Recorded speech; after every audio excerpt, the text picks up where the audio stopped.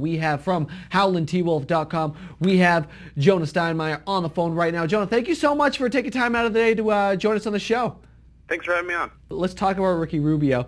It sounds like he's here. Is he one of those untouchables? What do you make of Rubio right now at this point in his career, and can he actually help this team? Rubio, I'll first off by saying Rubio is absolutely untouchable at this point. Yeah. Khan has put all of his eggs into his basket. There's just no way he can just let him walk unless it's for someone absolutely amazing. But that's not going to happen. I mean, you have to give this kid, he's only 20 years old, you give him some time and some players to play with, and I think he will become an NBA All-Star eventually. But the problem with this is the Timberwolves have hyped up Rubio to the point where fans are so excited and so rejuvenated back in Minnesota about basketball that we're putting a lot of weight on Rubio's shoulders. And to see if he'll be able to hold up to that pressure, we just have no idea. Can he actually make his mark in the NBA? I mean, you had mentioned you think he's a future All-Star. Oh, yeah, definitely.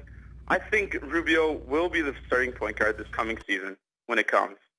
And I think he will make an impact, but he's going to need to be eased into the situation. I think tops he could average 10 points a game, maybe 10 assists a game, and then a few steals.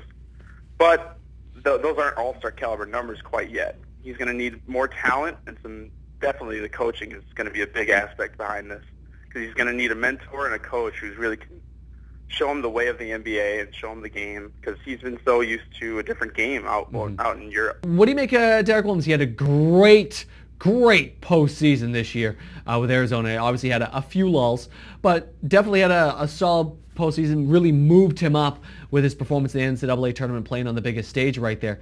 What do you make of him? I mean, is he going to be one of those efficient players? We've seen him be able to, well, bang around a little bit. I don't know if he's going to be as much a rebounder as a lot of people are hoping him for, but he can stretch that floor a little bit. Yeah.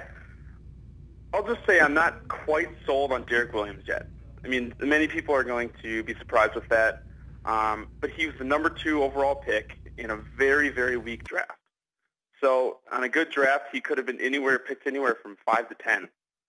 So he could end up being either a very good role player on this team, which I actually hope he is for this season, and he just sits and learns, as opposed to what Wes had to be thrown into last year. Instead of that, weight on his shoulders, you need to push it. Some people comparing him to LeBron. He just needs to ditch all that and just be who he is and just try to do what he can to help this team win. That's our biggest goal for this upcoming season. What position does he play? I mean, what position? That's the biggest question coming into the draft. Everybody wanted, is he a 3? Is he 4? He says he can play the 3. I mean, what does he play on this squad?